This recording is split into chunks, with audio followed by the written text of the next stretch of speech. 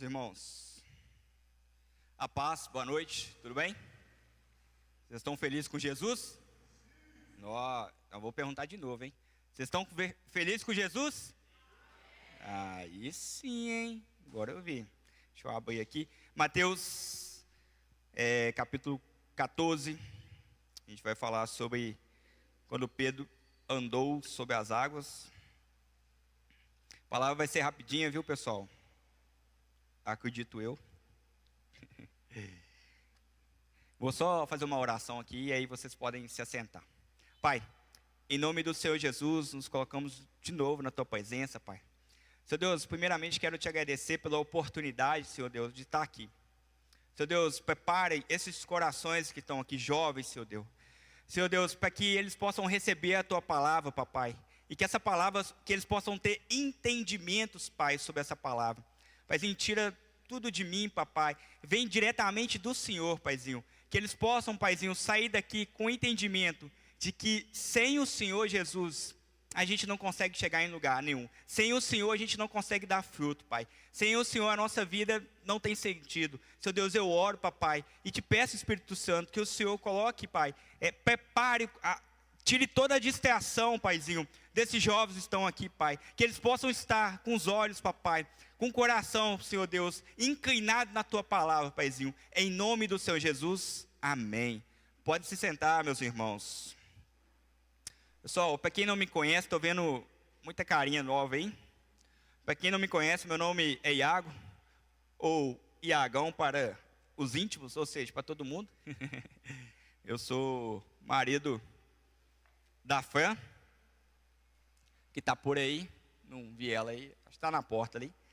E o Senhor trouxe uma palavra que eu estava correndo dela, eu não queria trazer a palavra aqui não. Há um mês, quando eu soube que a gente deveria direcionar algumas pessoas para trazer a palavra aqui, eu não estava muito bem assim com o Senhor não, e eu estava querendo fugir. Só que, o que eu não estava muito bem, né? Eu estava triste no meu quarto, estava triste no meu dia a dia, porque eu estava me sentindo que eu estava vivendo uma fé fingida. O que é uma fé fingida, né? É uma fé que na hora de agir você não age. Você fica com medo, você fica com dúvidas. E na hora de fazer acontecer, eu não fazia. E aí, há mais ou menos aí umas 4 semanas atrás, eu estava olhando para a mata da UFV, do meu quarto, que a gente consegue ver a UFV. E o Espírito Santo falou audível no meu coração. Ele falou o seguinte: e se você confiasse na minha palavra a ponto de não duvidar? Foi isso que o Espírito Santo falou comigo. E se você confiasse na minha palavra a ponto de não duvidar? E eu sei que era dele, eu sei que foi dele, porque no mesmo momento que eu ouvi isso de forma audível, eu tive uma vontade enorme de abrir a palavra e de buscar a palavra a ponto de querer mergulhar na palavra, a ponto de entender o que a palavra diz, quem eu sou, o que a palavra diz que Jesus é, e confiar. E depois daquele dia, meus irmãos, eu tive algumas experiências com o Espírito Santo no meu quarto, e mudou. E é isso que eu quero trazer para vocês. Que quando eu busquei na palavra, eu achei a palavra aqui de Pedro, né, andando sobre as águas. Então, qual que é o meu objetivo aqui com vocês, meus irmãos? É despertar vocês, assim como eu fui despertado há 4 semanas atrás dentro do meu quarto com o Espírito Santo. Obviamente, por meio do Espírito Santo, eu não quero que vocês olhem para mim, olhem para Jesus. Esse é o que eu quero que vocês tenham em mente. Que o objetivo é que a gente tenha a importância da gente manter a nossa fé em Jesus, mesmo nas tempestades da vida. Ou seja, mesmo com dúvidas, mesmo com medo, e assim por diante. Lauro pregou há 2 semanas atrás sobre dúvidas. É normal, meus amados. Nós temos dúvidas, é normal. Eu e Iago sou um cara extremamente questionador. Eu pergunto muito. E por que eu estava nessa fé fingida, igual eu falei com vocês, com medo, com dúvidas? Porque muitas das minhas respostas não foram respondidas pelo Senhor. E por não ser respondidas pelo Senhor, em vez de isso me fazer buscar mais, isso me fez paralisar. E por me fazer paralisar, eu comecei a me sentir como você pega um ramo, corta um ramo de uma árvore. Vamos pensar numa mangueira aqui. Se você pegar o ramo da mangueira e cortar ela e jogar ela para fora da mangueira, o que vai acontecer com esse ramo? Ele vai morrer. Ele não está conectado ali na fonte. E eu estava me sentindo isso. Estava me sentindo que eu ia morrer, espiritualmente falando. Por quê, né? Porque eu lia a palavra, eu estudava a palavra, eu buscava a palavra, mas na hora de agir, eu paralisava. A palavra falava, faz isso, eu travava. Isso estava me maltratando por dentro. E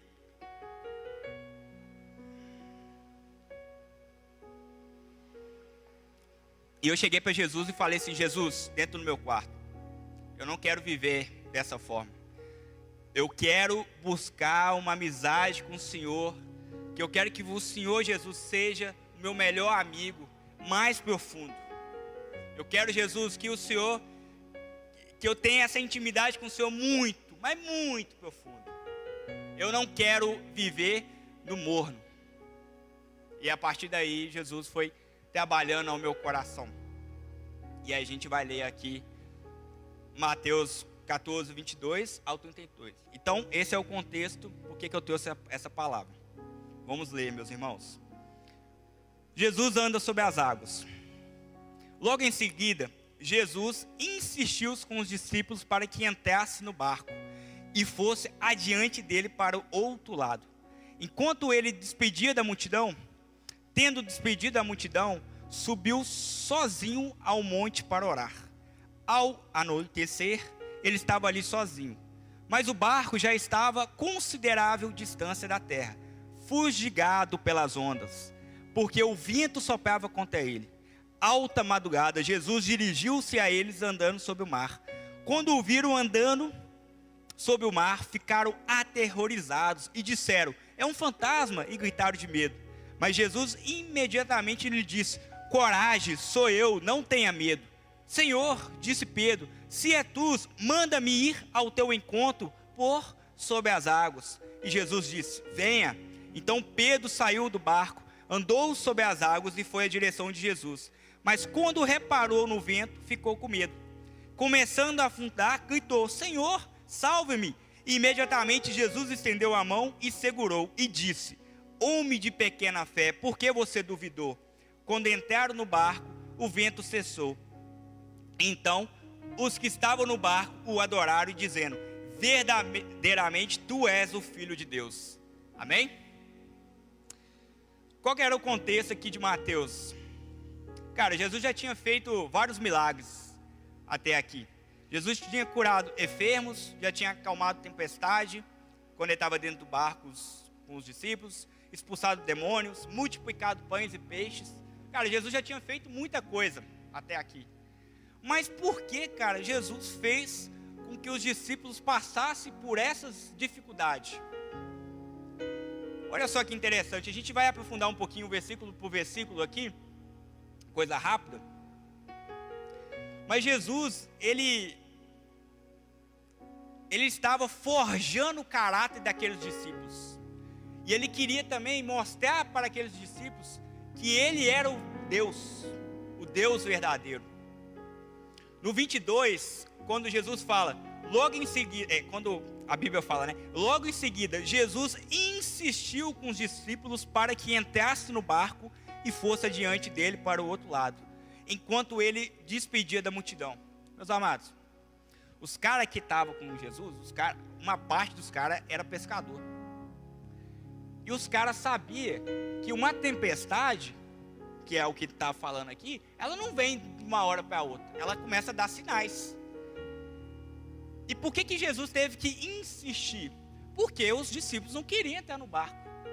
Ali era um lago da Galileia, não era verdadeiramente um mar, é um lago.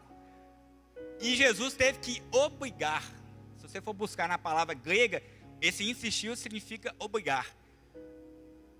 Por quê? Eles sabiam que iriam passar por dificuldade. E Jesus também sabia disso, obviamente. E no versículo 23, tendo despedido a multidão, subiu sozinho ao monte para orar. Ou seja, Jesus despediu da multidão, despediu dos discípulos e foi para o monte conversar com o Pai. Ao anoitecer, ele estava ali sozinho, mas o barco já estava a considerável distância da terra, fustigado pelas ondas, porque o vento soprava contra ele. Cara, o que Jesus ensina aqui para nós? Cara, Jesus, sendo homem, sendo Deus, mesmo ele sendo Deus, Jesus, ele se relacionava com o Pai aqui na terra. Antes das tempestades, antes de alguns problemas, né, diariamente Jesus fazia isso, né, conversava com o Pai. Mas Jesus mostra esse hábito de conversar com Deus. Se Jesus é o nosso Senhor, se a gente entende que Ele é o nosso mestre, cara, essa palavra é para mim, tá? Eu preciso me relacionar com Ele. E quando ele fala aqui, mas o barco já estava a considerável distância da terra, o que significa isso? O lago da Galileia, que é onde que está o enredo dessa história, estudiosos falam que de uma extensão para outra dá mais ou menos 13 quilômetros, de um ponto A para o ponto B. Os caras estavam mais ou menos em torno ali de 5 km mais ou menos. Então os caras estavam literalmente no meio. E quando fala, né, que as ondas, fustigados pelas ondas, porque o vento soprava contra ele, quando você está navegando e o vento sopra contra você, você vai ter dificuldade de sair. Você vai ficar preso naquela situação. Então imagina eles lá, eles estavam num barquinho, não tinha motor naquela época, então eles estavam ali remando, imagino eu, né, remando, o vento soprando, então os caras estavam remando e ficavam o quê? No mesmo lugar. Os caras não saíam. Isso reflete para a nossa história, na nossa vida. O barco é a nossa vida, nós somos esses caras. Se a gente remar no meio da tempestade sem Jesus, a gente vai ficar remando. É igual na roça a gente fala, né? Vai ficar andando em volta do toco e não vai sair do lugar. E alta madrugada, Jesus dirigiu-se a eles andando sobre o mar. Alta madrugada aqui, cara, Jesus chegou lá no barco em torno ali de 3 horas da manhã, entre 3 a 6 horas da manhã, é nesse intervalo. Eram 4 vigílias, né? Começava 6, 9, meia-noite a 3, 3 a 6. Jesus chegou entre de 3 horas da manhã a 6 horas da manhã. E Jesus dirigiu-se a eles andando sobre o mar. Quando o viram andando sobre o mar, ficaram aterrorizados e disseram: é um fantasma, gritaram de medo. Para o povo judeu, para Israel, o mar representava, na verdade, naquela época, algo... eles não tinham conhecimento sobre a questão marítima. Então, para o mar era um caos para eles. Eles não tinham habilidades marítimas, digamos assim. E Jesus, obviamente, sabendo, né, desse contexto de Israel, sabendo daqueles homens, Jesus estava mostrando para ele ali que ele, o próprio Deus, ele tem poder sobre o caos, sobre a tempestade. Então não é propriamente um milagre só. Jesus estava revelando ao coração deles quem ele era, a divindade que ele era. E por que isso é interessante? Olha, mas Jesus imediatamente lhe disse: coragem, sou eu, não tenha medo. Sou eu sou. É isso que Jesus estava falando. Coragem. Deus não criou a gente para ter espírito de covardia, de medo. Deus nos criou para termos ousadia, seguirmos em frente, mesmo nas tempestades, mesmo nas dificuldades. Eu não sei qual dificuldade você está passando. Se é na sua vida profissional, se é na sua faculdade, se é na sua casa, se é com seus relacionamentos com seus pais, eu não sei, cara. Mas eu sei que se você viver uma vida nas dificuldades sem Jesus, cara, é totalmente diferente quando você viver com Jesus. Porque nós vamos passar tempestade. Eu passei dificuldade sem Jesus. Hoje, eu passo dificuldade com Jesus e eu sinto paz. Senhor, disse Pedro. Na hora que Pedro viu Jesus, Jesus estava andando para a frente do barco. Pedro viu Jesus e ele fala: Senhor, disse Pedro, se é tu, manda-me ir ao teu encontro por sobre as águas. E Jesus fala: venha, respondeu ele. Olha só que interessante. Vocês vão perceber que Pedro, ele teve coragem, porque Pedro, ele teve coragem e ele mostrou fé ali na hora. Porque não era qualquer um que ia sair do barco e andar. Pedro teve essa coragem. Só que a gente vai ver aqui que Pedro, no meio do caminho, ele teve uma pequena fé. E eu não estou falando de tamanho de fé, não. Estou falando de fé inconstante, variável. E olha só que interessante aqui, ó. Deixa eu pegar.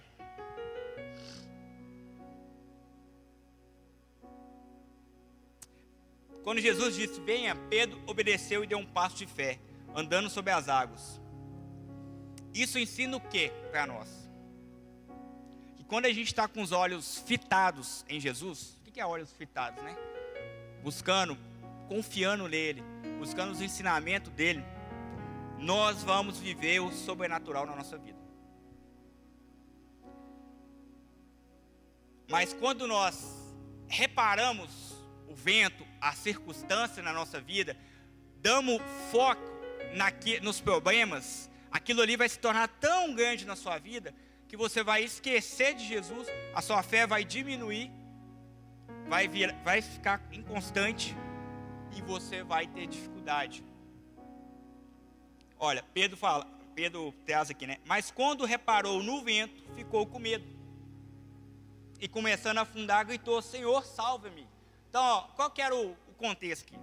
Pedro sai do barco, começa a andar, os olhos fitados de Jesus. Isso ensina o que para nós?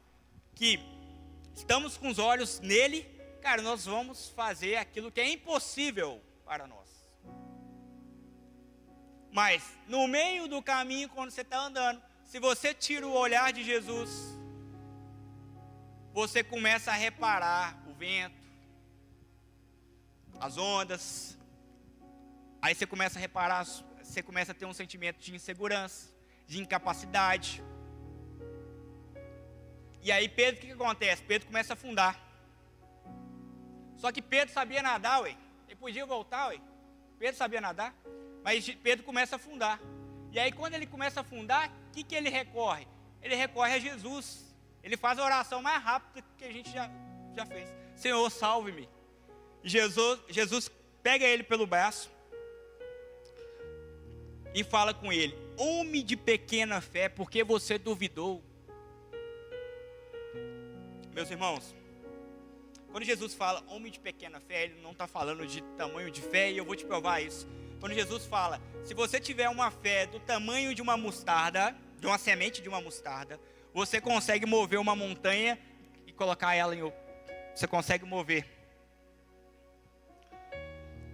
Quando ele fala pequena fé, ele está falando que Pedro ainda não tinha uma fé convicta do poder de Deus. E isso ensina muito para nós.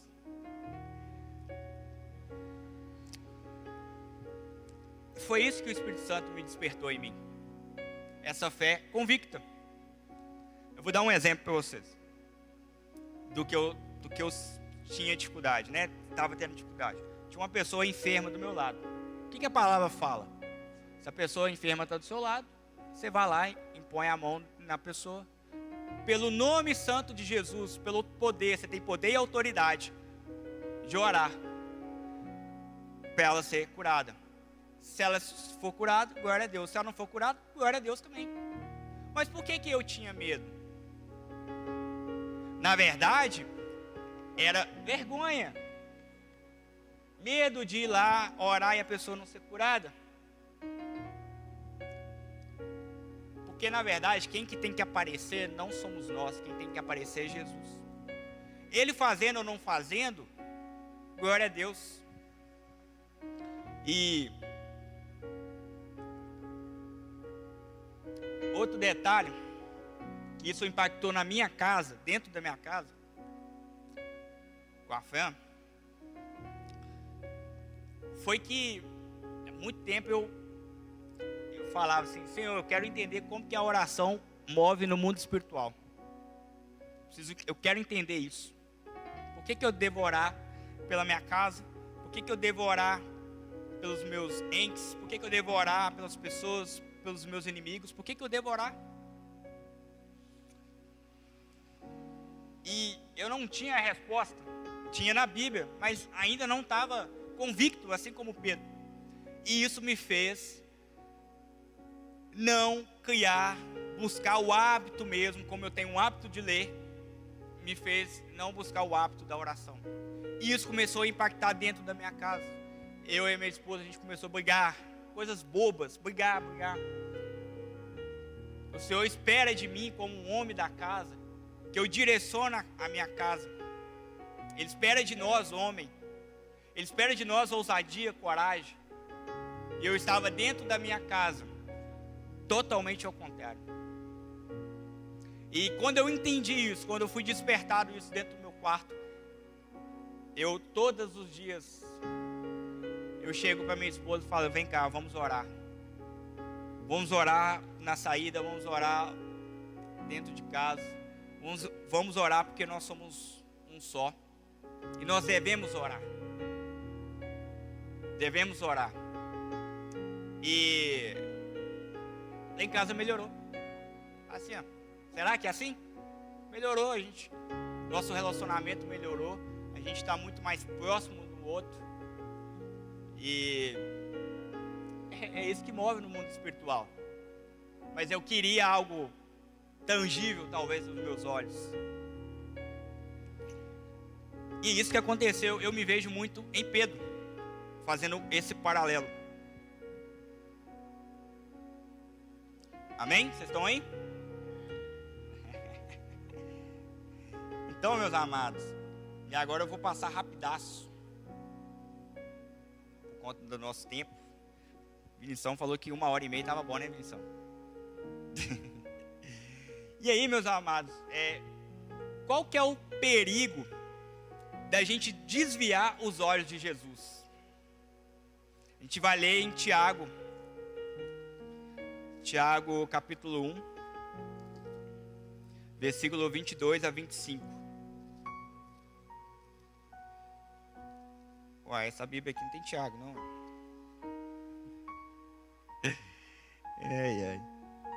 Ó, vamos lá. Sejam praticantes da palavra e não apenas ouvintes, enganando-se a si mesmo.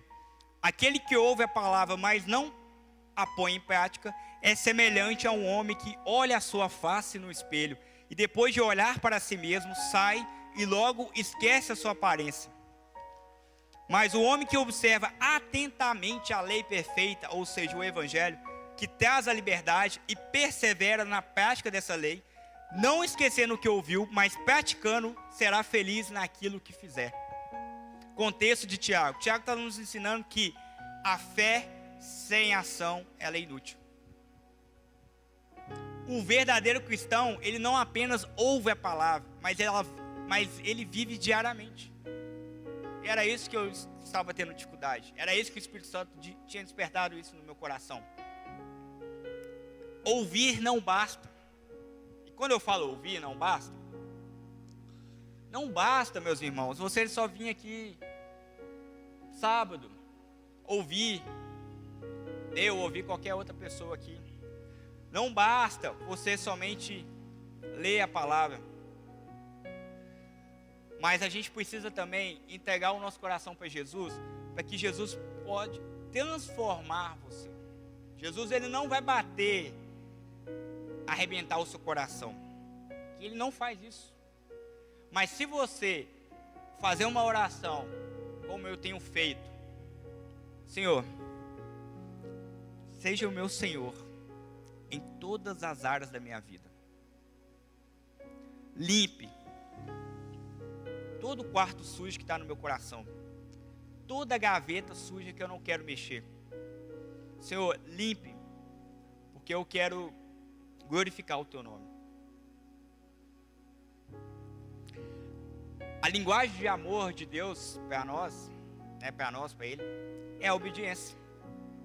Olha só, quando o Tiago fala, sejam praticantes da palavra, Tiago está fazendo uma ordem direta. A gente precisa praticar, porque a gente vai ver por que a gente, se não praticar, o que vai acontecer. Quando a gente não pratica, as influências, o ambiente que a gente está, vai nos pressionando. E a gente só, uma das formas de crescer em fé, que essa fé se torne convicta, é você ter um relacionamento com Deus. E você agir. Por quê? Às vezes você está no seu quarto orando, pedindo ao Senhor, mas você não age, não dá o passo. Quando eu estava querendo comprar meu carro, nós estávamos orando pelo carro. Mas muitas das vezes eu estava parado em casa, sem procurar o carro. A Fran chegou para mim e falou assim, se você não sair de casa e começar a olhar o carro não vai chegar. Não vai, cara, você está pedindo a benção aí, mas você não vai. E nesse versículo 22, né? Sejam praticantes da palavra e não apenas ouvintes, enganando a si mesmo. Olha o que Jesus fala lá em Mateus 7, 24 e 27. Ele fala da parábola do homem prudente e do homem tolo. O homem prudente, Jesus ensina que aquele que ouve a palavra dele e pratica é um homem prudente. É como se fosse um homem que construiu a sua casa sobre a rocha. Que passa a tempestade, a casa fica. O homem tolo é aquele homem que ouve a palavra do Senhor, mas não dá crédito a ela a ponto de andar. Eu estava sendo um tolo. É o mesmo que construir uma casa sobre a areia. Quando você vai na praia, você constrói a casinha ali na praia, não constrói? A primeira onda que passa, ela sai tudo. É isso que Jesus está falando. Não tem raiz, não tem convicção. Versículo 23 e 24, né? Aquele que ouve a palavra, mas não põe em prática, é semelhante ao homem que olha a sua face no espelho e depois de olhar para si mesmo, sai logo e esquece a sua aparência. Tiago faz uma ilustração. O homem que se olha e logo se esquece, simboliza aquele que ouve a mensagem, como eu acabei de falar, mas não permite que ela transforme a sua vida. Meus amados, a gente precisa permitir que Deus transforme a nossa vida. Ele está do seu lado lá, só esperando você falar o que está acontecendo. Às vezes você está tendo dificuldade em certa área da sua vida, que o resultado para que você não passe por aquela dificuldade pode ser uma cura de Jesus no seu coração. Eu estava no meu quarto lendo um livro sobre oração. Eu leio muito. E no meio do livro, assim, estava lendo, não estava nem de boa, assim, tal. Eu comecei a chorar. E o Espírito Santo começou a tocar no meu coração sobre o meu relacionamento com meu pai terreno. A minha relação com meu pai terreno em relação à relação que eu tenho com Deus. Eu tenho convicção que eu fui curado nesse dia em relacionamento com Deus. Desde pequeno, eu fui criado numa família, cara, eu amo meu pai é referência para mim em muitas coisas. Minha mãe é referência para mim em muitas coisas. O Senhor curou meu coração sobre o as dores que eu tinha quando eu era criança. Mas tinha uma dor que ela precisava ser curada, uma ferida. E eu não tive, foram pouquíssimas vezes que eu lembro de ter sentado, deitado no colo da minha mãe, ou no colo do meu pai, mas pouquíssimo, não dá nem uma mão cheia, de expressar o que eu estava sentindo, as minhas emoções, os meus sentimentos, as minhas dores, os meus medos. E eu cresci só colocando para dentro,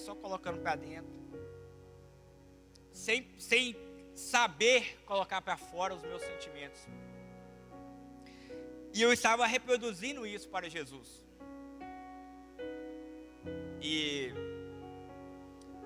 Porque a forma de Jesus transformar o seu coração, Ele quer, primeiro ponto para a gente mudar a nossa vida, você precisa ter consciência daquele problema, daquela dor que você está passando. Você precisa ter consciência e colocar isso para fora. É igual uma ferida na pele. Você vai lá e cai de bike, rala, suja tudo de areia. Se você não mexer, não limpar aquela ferida, aquilo ali pode piorar, inflamar e assim por diante. Mas se você chegar, limpar a ferida, passar água, expor ela e vir com um metiolate, por exemplo, aquilo ali tende a ser curado muito mais rápido. Essa analogia é isso que eu estou falando sobre Jesus. Tirar a areia é mostrar para Jesus por que você tem tal ação. Essa ação vem de onde? Estava conversando com um jovem e ele estava falando que sentia muita raiva, xingava, tal. Eu perguntei, mas por que você faz tal coisa? O fazer, na verdade, ele está relacionado com algo que não foi curado dentro dele. Muitas das vezes você maltrata alguém, seus pais, sua esposa, seu esposo, porque você não foi curado de algo que está aqui dentro, machucado. E o espelho, voltando para a palavra, ele nos revela a verdade sobre nós. Se a gente, na frente do espelho, o espelho vai falar sobre nós aqui. Mas a palavra, quando a gente busca a palavra e pratica ela começa a mostrar as nossas falhas e nos chama ao arrependimento. E aí Jesus começa a transformar a nossa vida. E aí, olha que interessante aqui, ó.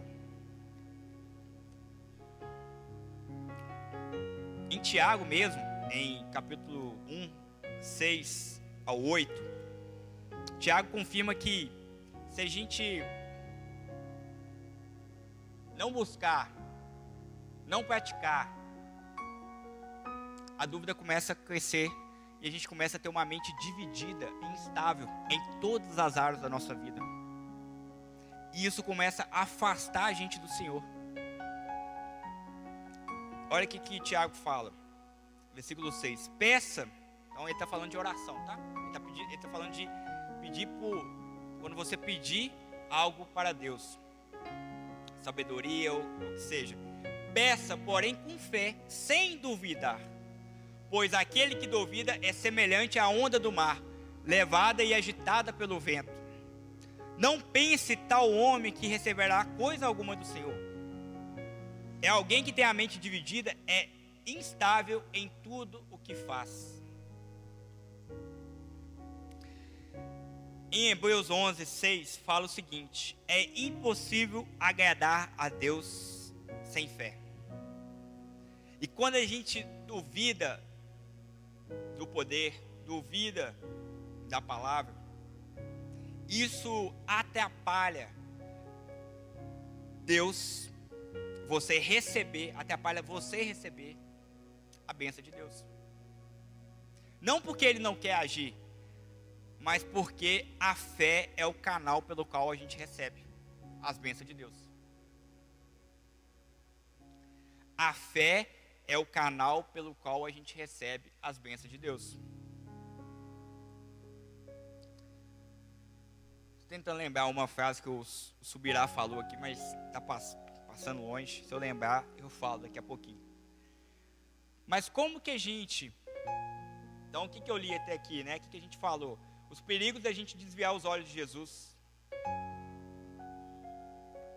Basicamente, a gente não consegue crescer espiritualmente.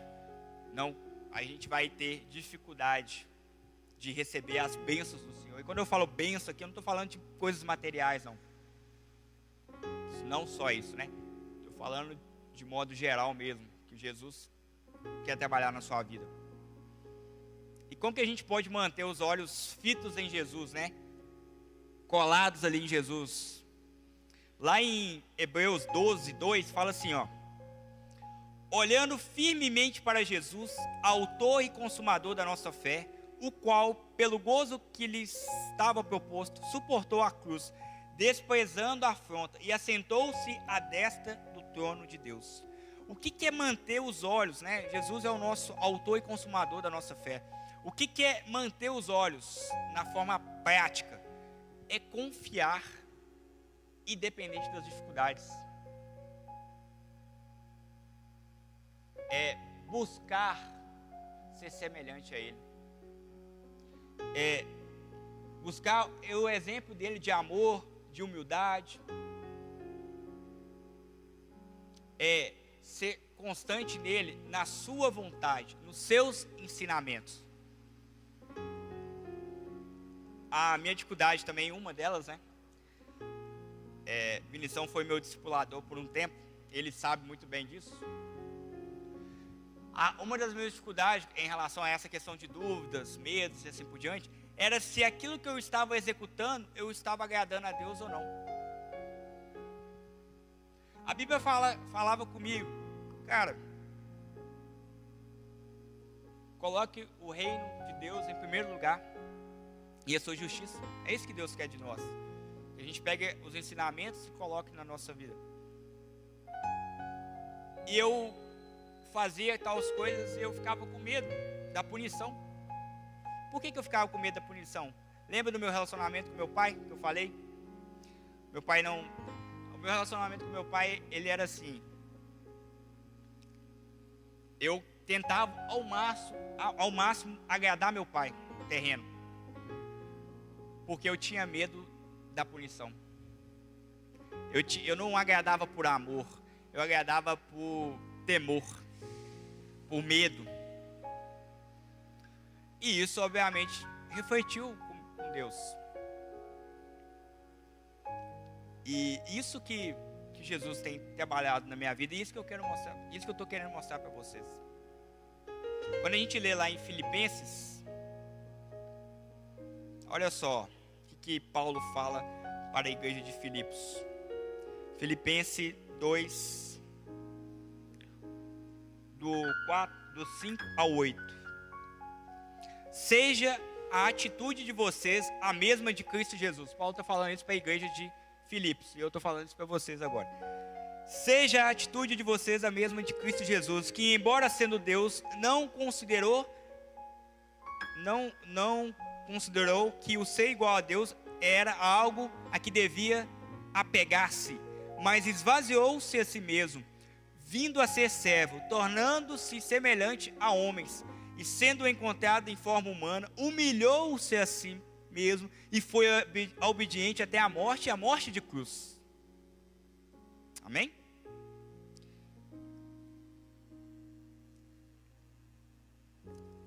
Cara, vamos ler Coríntios agora. 2 Coríntios.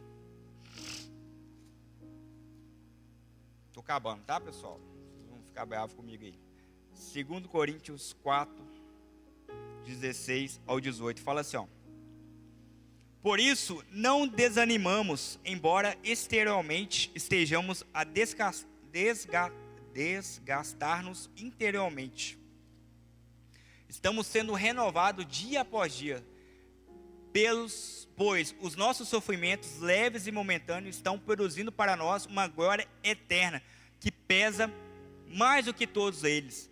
Assim, fixamos os olhos naquilo que Fixamos os olhos não naquilo que se vê, mas no que não se vê, pois o que se vê é transitório, mas o que não se vê é eterno. Jesus seguiu o propósito dele, porque ele sabia, ele tinha essa visão. Ele sabia que ele ia passar por tudo aquilo. E quando a gente fica com os olhos fitados em Jesus, mesmo com todas as dificuldades, a gente sabe que a gente está olhando para a glória.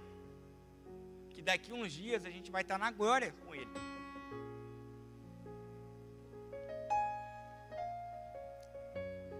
E por que nós cristãos, muitas das vezes a gente fica nesse momento de pequena fé, como Pedro ficou? Essa fé inconstante. Primeiro ponto que eu, estudando, quero trazer para vocês: falta de intimidade com Deus. Conhecimento da palavra, assim, intelectual da palavra, é diferente de relacionamento com Deus. É totalmente diferente. Muitas das vezes, né, eu me limitei a isso, a conhecer Deus de forma intelectual, mas sem cultivar realmente um relacionamento com Ele. Como eu acabei de falar, um relacionamento com Jesus. O relacionamento com Deus diário é o que vai fortalecer a nossa fé. A nossa fé, ela cresce pelas experiências e comunhão que a gente tem com Deus. Porque às vezes você está no seu quarto, orando, conversando com Jesus, é só Ele que sabe, mas ninguém sabe o que você está passando. E aí você vai ao Senhor, me ajeita lá, me arruma a casa lá, mexe o pauzinho. Aí vai lá, ajeita os pauzinhos, uai, aconteceu.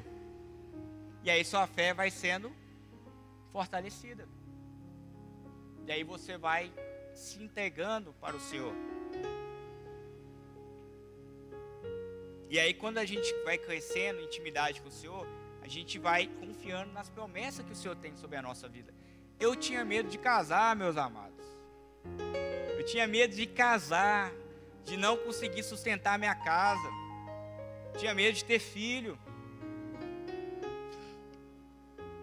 Eu tinha medo de... Cara, não vou casar não. Eu queria namorar 5 anos, noivar 2 anos, depois pensar em casar. Na verdade eu queria fugir. E depois, conhecendo Jesus, eu casei com 2 anos de namoro e 8 de noivado. 8 meses de noivado. Eu tinha medo de falar em público, igual eu estou falando com vocês. Eu tinha dificuldade. E isso foi só... Isso aqui que eu estou fazendo isso com vocês, a paz que eu sinto aqui em cima de falar com vocês, quem me deu foi Cristo. Quem me dá a paz é o Espírito Santo. Outra questão, né, além da falta de intimidade com Deus, que faz com que a gente tenha essa fé variável, assim, pequena fé, como Jesus comentou, é a fortalezas mentais e as crenças erradas que a gente tem, que a gente carrega. O que é isso? Formas de pensamento. Eu vou ler, a palavra vai falar sobre 2 Coríntios 10, 4, 5. O que é isso? Nós somos moldados. Durante toda a nossa vida, a gente foi moldado pelos nossos pais, pelo que os pais pensam, ele transborda em você. Fomos moldados pela escola, fomos moldados pelo governo, fomos moldados pelo mundo, em termos de pensamento. E a palavra fala que nós devemos não aceitar todo tipo de pensamento que vem até nós. Nós não temos, a gente tem... Já parou para pensar que às vezes vocês estão de boa, assim, vê um pensamento do nada... Que isso, cara? Que pensamento é esse aqui? E a palavra de Deus fala que a gente deve confrontar os nossos pensamentos e derrubar as mentiras que vão contra a verdade. Sabe por quê? Provérbios 4, 23 fala o seguinte: cuida do teu coração, que de lá vem as questões da sua vida. O que Provérbios está falando isso? Cuidar do seu coração. Cuida da sua mente, das suas emoções.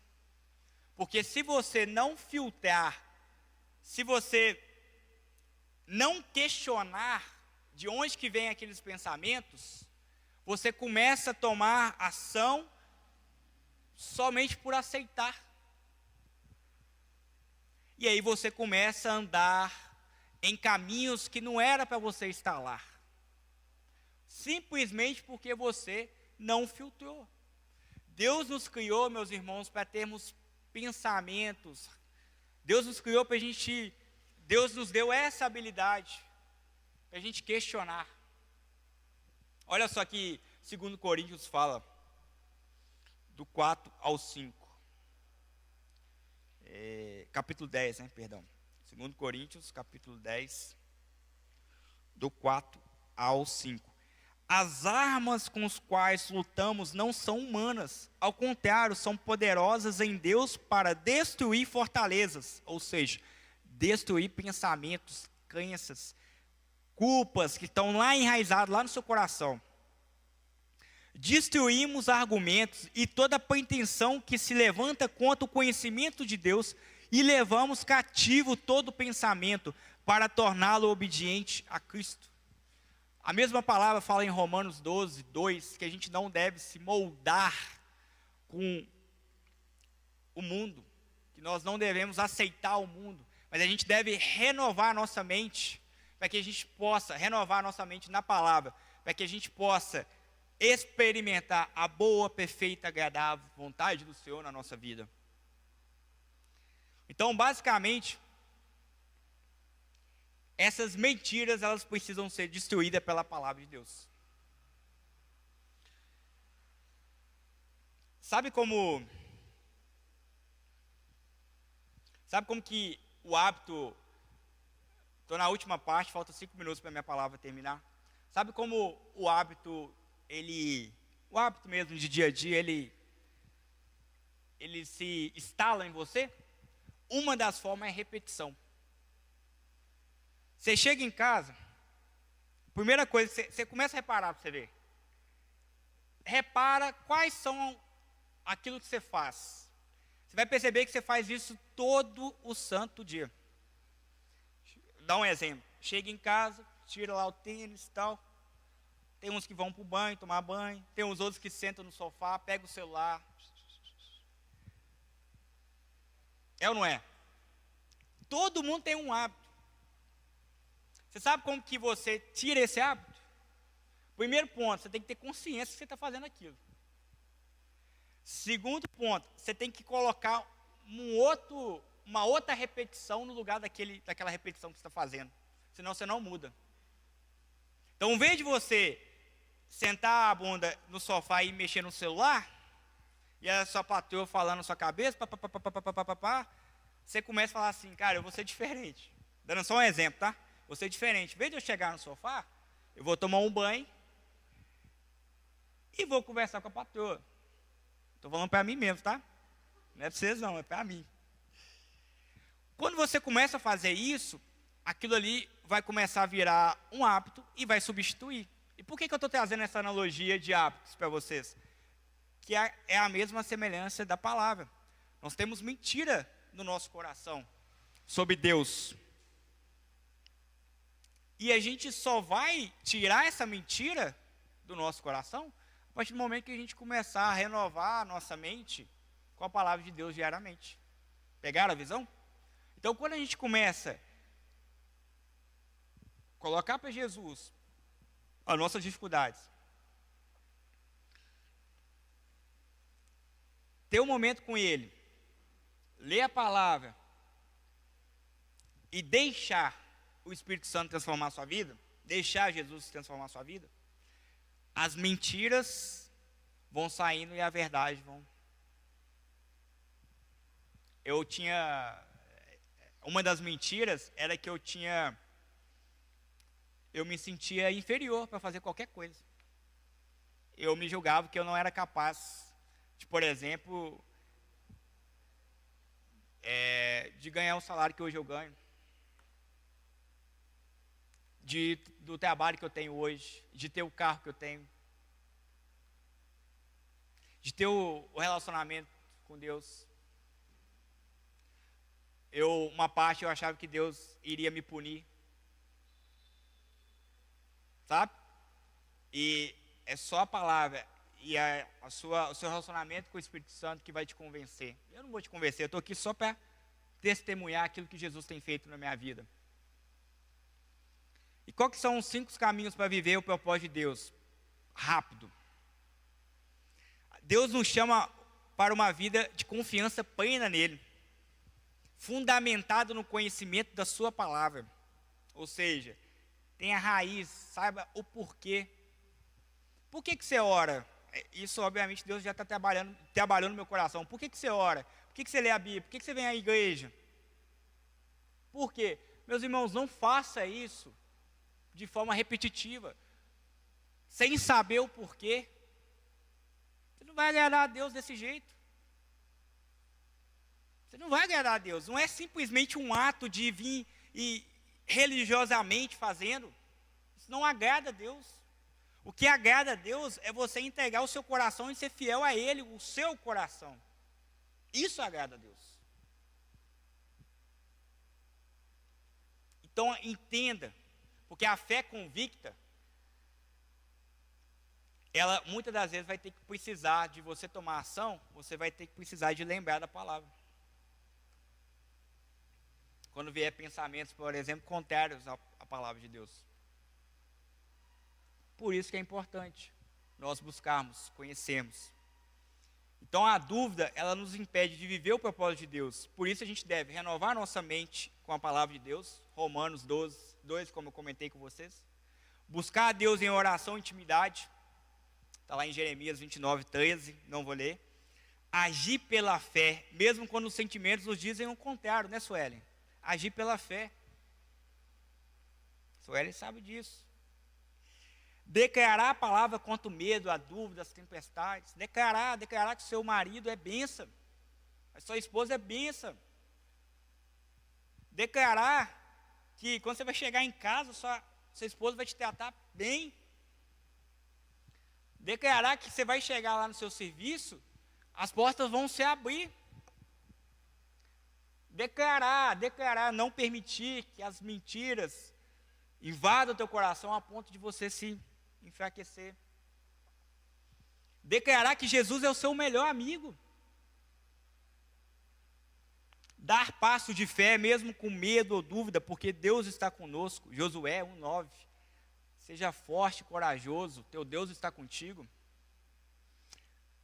A verdadeira liberdade, meus irmãos, meus amados, ela vem quando vemos quando escolhemos confiar e agir sobre a palavra de Deus, independente dos nossos sentimentos ou circunstâncias. Amém?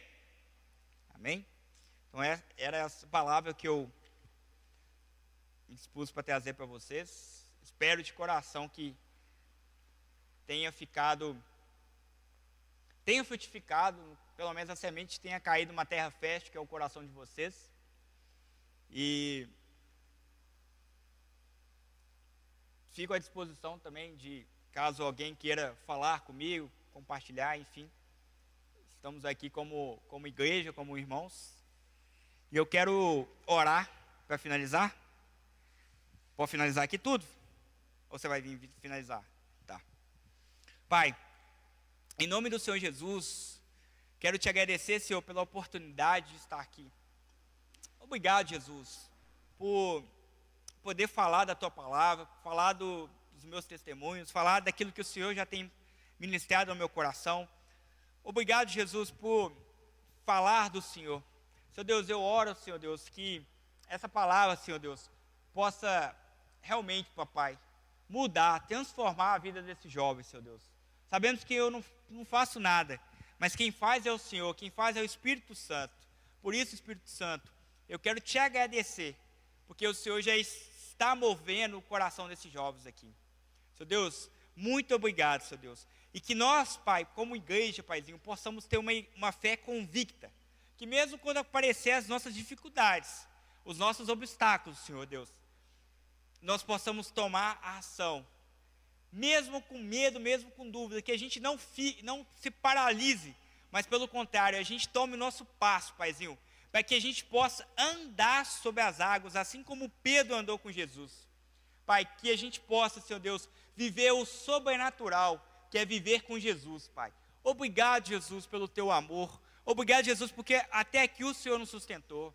Obrigado, Jesus, por essa igreja. Obrigado, Jesus, por esses jovens, Pai. Obrigado, Jesus, pelo teu amor, pela tua misericórdia. Obrigado, Jesus. Obrigado pelo teu reinado, Pai. Em nome do Senhor Jesus. Amém.